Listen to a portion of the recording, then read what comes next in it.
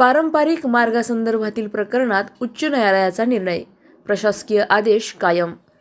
पारंपरिक मार्गाच्या वापराबाबत दाखल करण्यात आलेल्या प्रकरणात संबंधित प्रशासकीय अधिकाऱ्यांनी दिलेल्या आदेशामध्ये हस्तक्षेप करण्याची आवश्यकता नसल्याचे नमूद करत बॉम्बे हायकोर्टाच्या औरंगाबाद खंडपीठाने दाखल रिट याचिका निकाली काढली आहे. न्यायमूर्ती एस.जी. चपळगावकर यांनी दिनांक 9 जानेवारी 2026 रोजी हा आदेश दिला.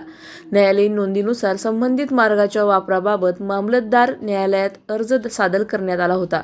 त्यानंतर घटनास्थळी पाहणी करून पंचनामा तयार करण्यात आला. उपलब्ध नोंदणी व कागदपत्रांच्या आधारे मामलतदार यांनी मार्गाच्या वापराबाबत आदेश दिले होते. सदर आदेश उपविभागीय अधिकाऱ्यांनी पुनर्विचारानंतर कायम ठेवला. यानंतर प्रकरण उच्च न्यायालयात सादर करण्यात आले. न्यायालयाने दोन्ही बाजूंचे म्हणणे ऐकून तसेच नोंदीचा विचार करून प्रशासकीय अधिकाऱ्यांच्या निर्णयामध्ये हस्तक्षेप करण्याचे कारण नसल्याचे नमूद केले.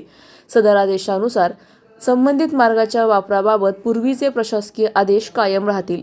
प्रकरणातील सर्व पक्षांनी कायदेशीर प्रक्रियेचे पालन करावे असा संकेत न्यायालयीन आदेशातून दिसून येतो. माझं नाव वायकर अनिल मोहन, राहणार मावळा तालुका पाथर्डी. माझा 4 वर्षापासून हा वाद चालू होता. त्याच्यानंतर साठवण त्याच्यामध्ये साठवणमध्ये येण्या जाण्यासाठी हा रस्ता बंद केलेला होता. मी शासनाकडे वेळोवेळी पाठपुरावा करून माझ्याकडून शासनाने मला न्याय दिला. अधिक माहितीसाठी स्टार इंडिया 1 न्यूज पाहत रहा. चॅनलला सबस्क्राईब करा आणि अशाच अपडेट्ससाठी बेल आयकॉन दाबा.